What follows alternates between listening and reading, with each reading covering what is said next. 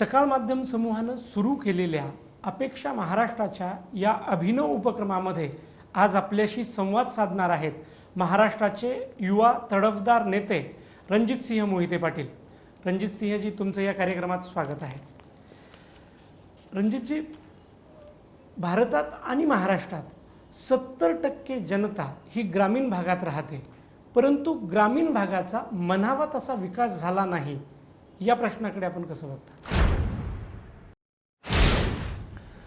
देश स्वतंत्र आपल्याला ज्यावेळेस मिळालं त्यावेळेस जवळपास 70%, 75%, 80% लोक काही भागामध्ये ग्रामीण भागामध्ये राहत होते. पण विशेषतः महाराष्ट्राबद्दल जर बघायचं झालं तर आज ते चित्र बदलतंय.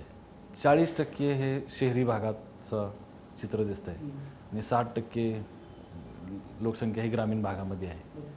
ग्रामीण भागातून लोकसंख्या शहरी भागात वळण्याचं कारण पाणी, तिथल्या अनेक असलेले प्रश्न, अडीअडचणी, मुख्यतः पाणी हा प्रश्न आहे आणि त्यामुळं लोक स्थलांतर करतात शहरी भागामध्ये. आणि त्यामुळे ग्रामीण भागामध्ये विकास आणि तिथले झालेला बदल काहीच झालं नाही असं मी म्हणणार नाही किंवा म्हणता येणार नाही. जे 40 वर्षापूर्वी 50 वर्षापूर्वी महाराष्ट्रातलं चित्र होतं त्यात आज कितीतरी पटीनं आमूल बदल झालेला त्या ठिकाणी पाहायला मिळतो. पण प्रश्न मुख्य ग्रामीण भागाचा जो आहे तो पाणी आहे. निश्चित पाण्याचा तर प्रश्न आहेच, पण त्याचबरोबर ग्रामीण भागामध्ये ज्या पायाभूत सुविधा असायला पाहिजे होत्या, गावामध्ये एक ड्रेनेज सिस्टम असायला पाहिजे, गावामध्ये जे लोक आहेत त्यांच्यासाठी संडास ही एक व्यवस्था असायला पाहिजे. सरकारने मोठ्या प्रमाणावर हागणदारी मुक्त गाव करण्यासाठी योजना राबवल्या, परंतु त्याचे परिणाम दिसून नाही आले. स्वच्छता, गाव स्वच्छता किंवा गावाचं प्लॅनिंग, टाउन प्लॅनिंग किंवा विलेज प्लॅनिंग जो असतो त्याची खरं करण्याची आवश्यकता आहे. म्हणजे जसं आपण फक्त आता टाउन प्लॅनिंग हा फक्त शहरी भागालाच कन्सेप्ट आपण लावलेली आहे आणि काही मोठ्या गावांना तो टीपी प्लॅन ज्याला आपण म्हणतो आहे तो तिथं आहे. म्हणजे उदाहरण द्यायचं झालं तर अकलूज माझ्या गावालाच टीपी आहे, टाउन प्लॅनिंग आहे ग्रामपंचायतच. पण तरी देखील काही गावं निवडून त्यांना प्लॅनिंग त्याचं असलं पाहिजे.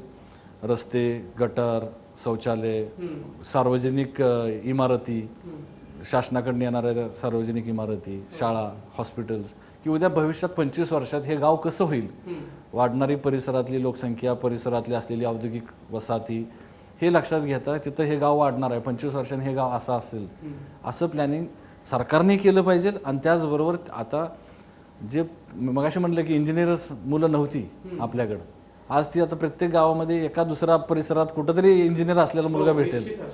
त्यानं त्यात योगदान दिलं पाहिजे असं माझं मत. आपण छान सांगितलं की एक अकलूज पॅटर्न आता उभा राहिला आहे.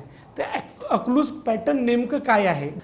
असं आहे की अकलूज ग्रामपंचायतीचं नेतृत्व आमच्या घरातल्या अनेकांनी त्या ठिकाणी केलेलं आहे, गावकऱ्यांनी केलेलं आहे. गावाचा प्रश्न सोडवत असताना, गावाची विकास कामं करत असताना गावातल्या जनतेला, नागरिकांना विश्वासात घेऊन आम्ही हे प्रश्न सोडवत असतो. गावची मागणी काय आहे, गरज काय आहे हे आम्ही प्रामुख्याने लक्षात घेत असतो. एक दुसरी गोष्ट म्हणजे 85 साली अकलूज ग्रामपंचायतीच्या हद्दीमध्ये ऑलिम्पिक साईजचा स्विमिंग पूल होता, जो त्यावेळेस फक्त मुंबईला आणि मला वाटते नागपूरला होता, पुण्याला देखील नव्हता. तर त्या अकलूजच्या ग्रामपंचायतीमध्ये होता.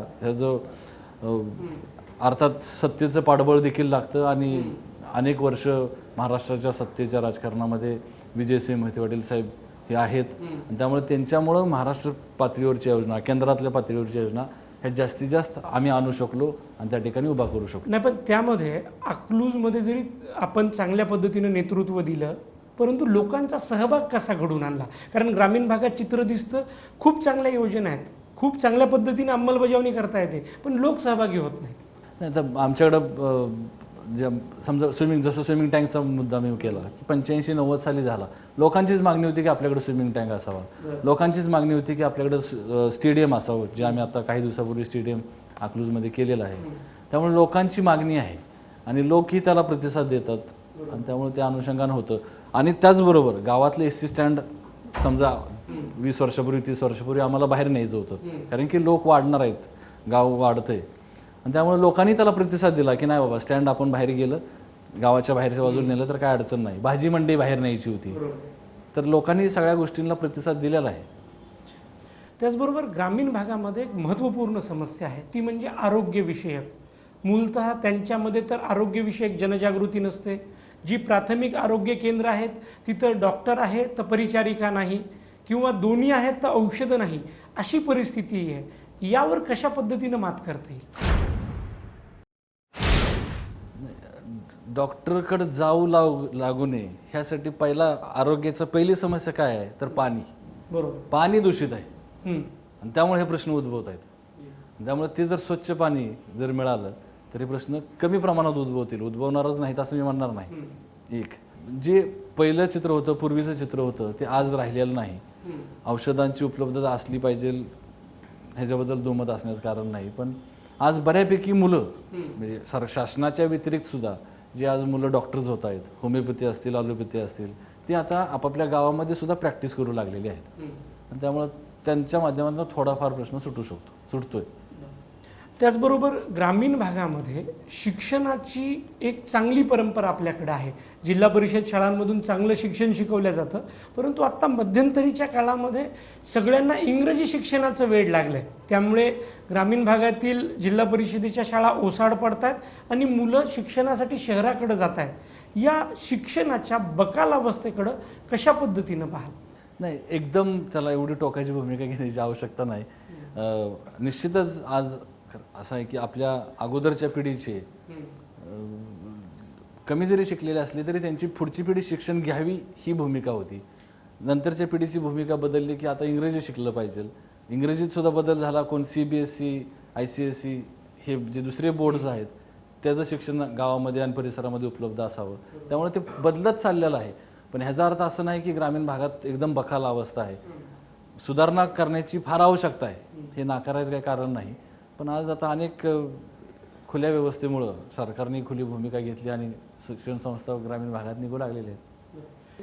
रोजगाराच्या संधी ह्या ग्रामीण भागात भरपूर आहेत, परंतु त्या संधींना उपयोगात आणून ग्रामीण भागाचा विकास करण्याचा महत्त्वपूर्ण पाया आपण रचला पाहिजे ही अपेक्षा व्यक्त केली आहे. सकाळ माध्यम समूहानं जो अपेक्षा महाराष्ट्राचा हा उपक्रम सुरू केला आहे, या उपक्रमाविषयी आपल्याला काय वाटतं? अतिशय सुंदर उपक्रम आहे. लोकांची मतं आणि मनं त्या निमित्तानं आपल्याला समजणार आहेत.